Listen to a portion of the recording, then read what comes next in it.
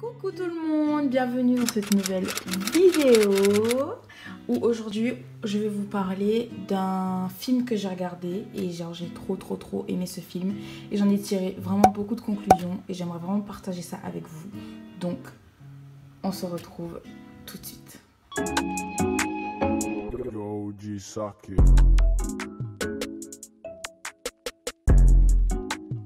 Et donc me revoilà. Donc je tiens d'abord à vous remercier, avant de commencer cette vidéo, je tiens à vous remercier pour mes 100 premiers abonnés. Je suis archi contente, je me lève un matin et genre YouTube m'envoie un message, félicitations pour vos 100 abonnés. J'étais trop contente. Je sais que ça peut être vraiment que dalle pour certains, mais 100 abonnés en 3 semaines, moi je trouve ça trop bien, bon, en 3 vidéos. Donc je suis vraiment super contente. Aujourd'hui on se retrouve pour une vidéo spéciale. C'est une vidéo où je vais parler d'un film que j'ai regardé hier, que je recommande d'ailleurs, et surtout en fait de la morale que j'ai pu tirer de ce film et qu'on puisse discuter ensemble de ce sujet. Il faut savoir un truc sur moi, je suis féministe à 100%. Voilà.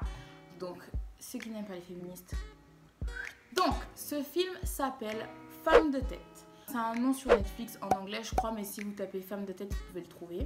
Et en fait ce film ça fait longtemps que je l'avais vu dans mes recommandations mais j'avais jamais regardé. Et j'ai juste kiffé et ça m'a vraiment fait réfléchir. C'est l'histoire d'une femme afro-américaine qui toute sa vie sa mère lui a appris à se tenir, à lisser ses cheveux,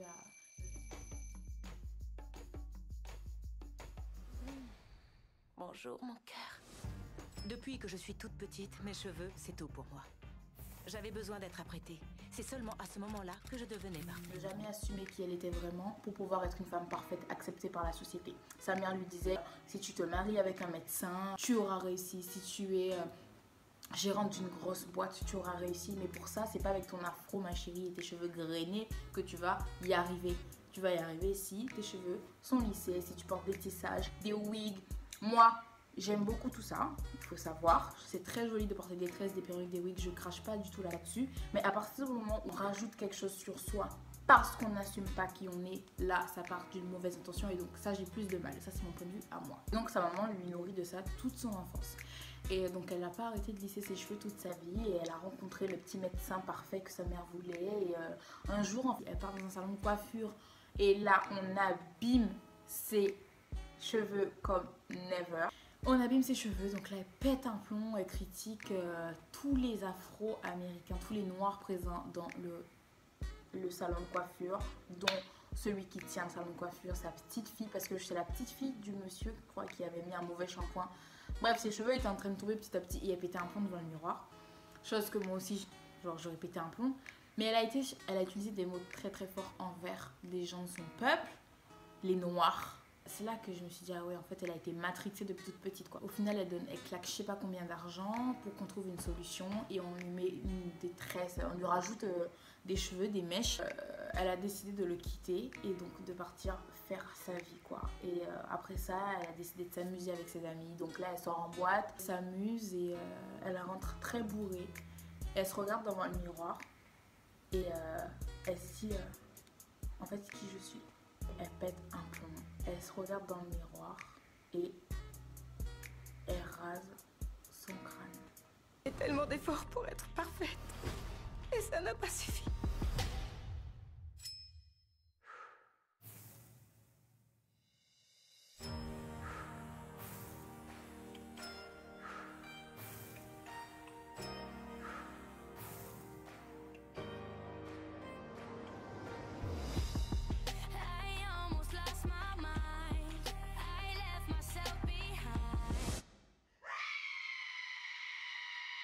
Il faut savoir que c'est une girl boss de ouf. Elle travaille dans une grande boîte de make-up. Ouais, elle fait les publicités de maquillage.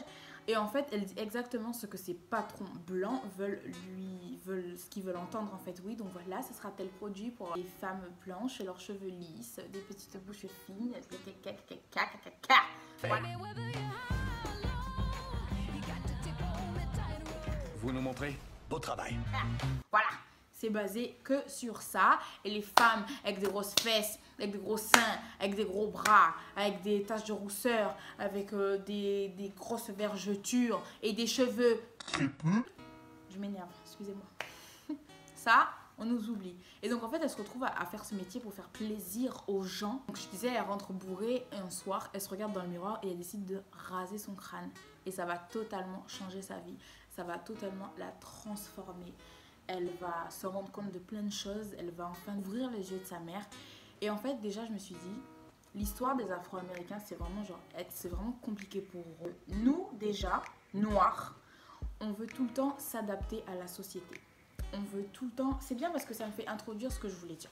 On veut tout le temps, les noirs, s'adapter à la société. S'adapter aux critères de la beauté féminine. Je sais que je ne suis pas la première à faire des vidéos comme ça, mais je veux encore le rabâcher. Nous sommes belles les meufs. Et je parle vraiment de la communauté noire pour cette vidéo parce que on a de très très très beaux cheveux, les gars. Genre, je sais pas si vous vous rendez compte à l'heure actuelle, en coiffure, tous les styles, c'est nous. Ça vient de nous. Les tresses, les machins, les cils, les ça vient, c'est parti des styles de cheveux afro, styles de cheveux crépus. En fait, on doit s'affirmer. En fait, il faut arrêter de vouloir rentrer dans des cases. Si tu as envie de porter une perruque, tu portes ta perruque. Mais si tu portes ta perruque parce que tu n'aimes pas tes cheveux crépus en dessous, j'ai lu un article juste avant de faire cette vidéo de témoignages de meufs qui disaient mes cheveux c'est de la paille, c'est dégueulasse, je les déteste, j'ai envie de les couper, genre ça m'a fait mal au cœur. Oh my god, haïr ces cheveux comme ça, mais ils pousseront jamais vos cheveux si vous les détestez. Je vous promets que vos cheveux ne pousseront pas si vous les détestez. Si vous arrêtez de les lisser, de les abîmer et d'apprendre à les écouter, vos cheveux vont littéralement changer du jour au lendemain. Voilà, ça c'est fait, c'est dit. Donc, déjà, l'histoire du cheveu crépus, c'est quoi? Il faut savoir qu'à l'époque des esclaves, nous, esclaves noirs, on était volontairement, par les blancs, placés dans des endroits sales, placés dans la terre, voilà. On ne pouvait pas entretenir notre peau, nos cheveux. Il n'y avait pas ça pour les noirs. Bon, c'était l'esclavage, donc c'est pas... Je vous apprends rien. Mais voilà, le cheveu crépus, comme tout cheveu, ça s'entretient. Et encore plus nous, parce que vraiment, le démêlage, je sais pas, la matière, la texture de nos cheveux a besoin d'entretien. Et nous, c'était...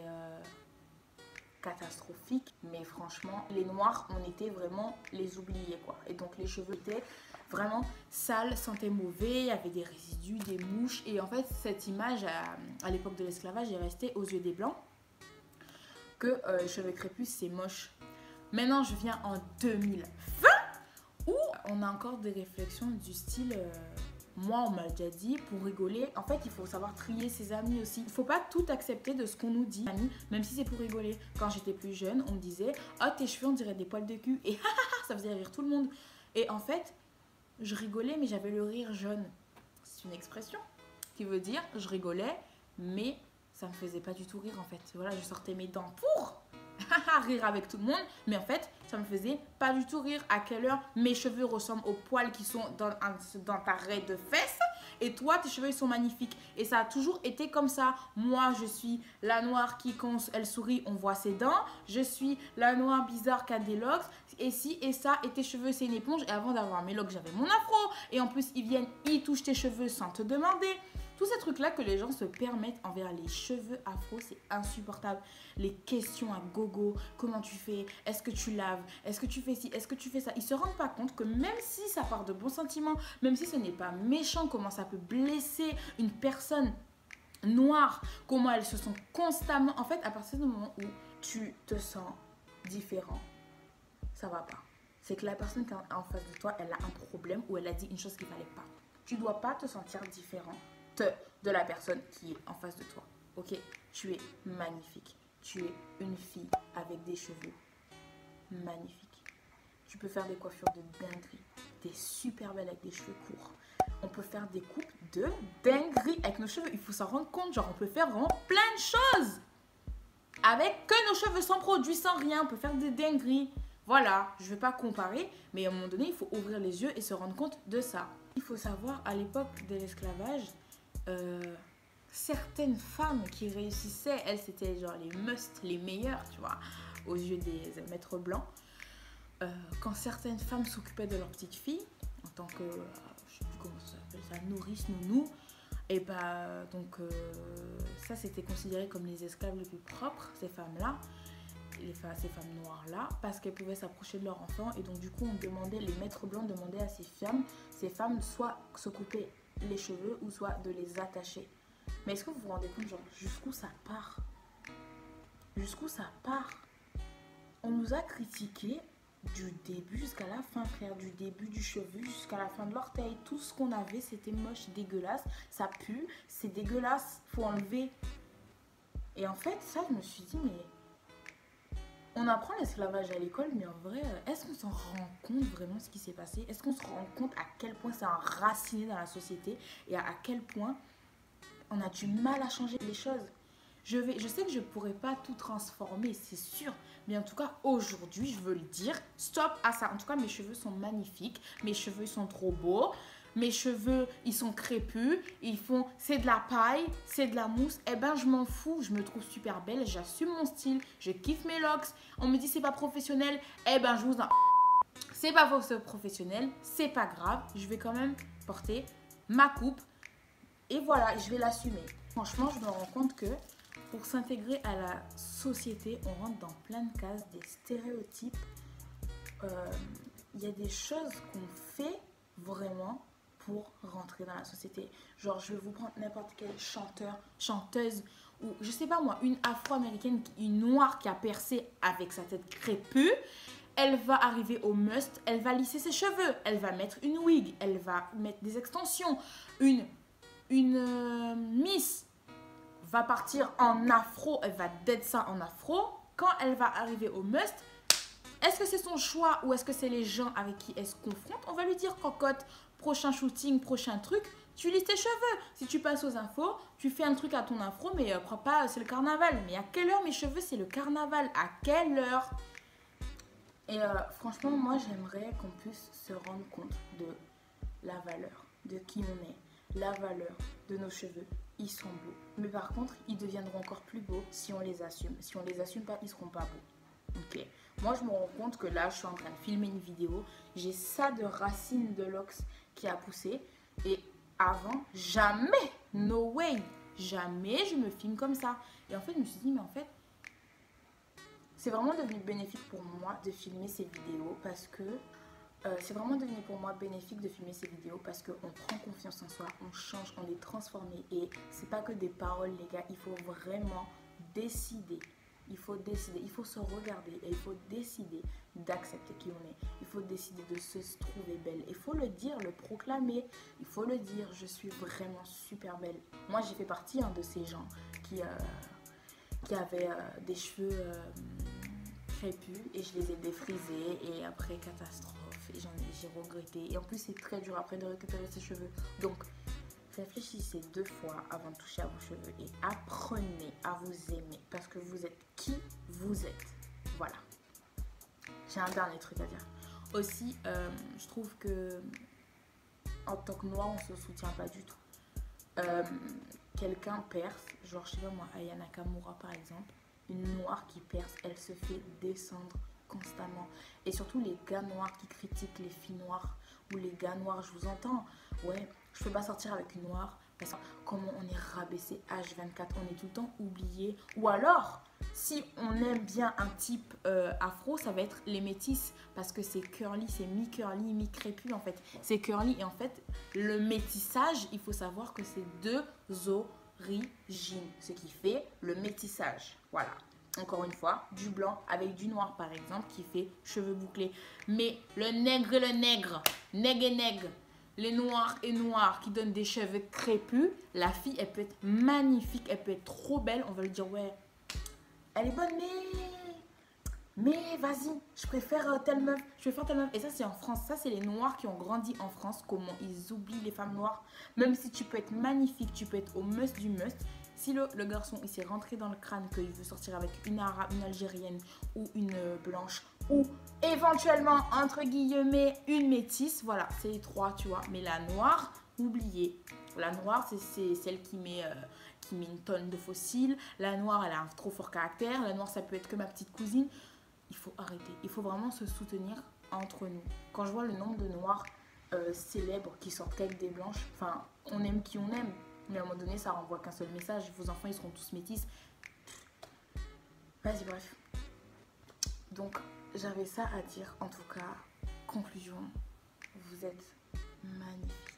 Moi, je vous le dis, croyez-moi, vous êtes magnifique. Voilà. Donc voilà, c'est la fin de cette vidéo. Merci vraiment beaucoup d'avoir regardé. Donc abonnez-vous. Vraiment, il faut s'abonner là. Il faut continuer la lancer là. Je suis trop partie. Je suis trop contente. Abonnez-vous. Mettez-moi des pouces vers le haut ou vers le bas. Si vous n'avez pas aimé, j'accepte.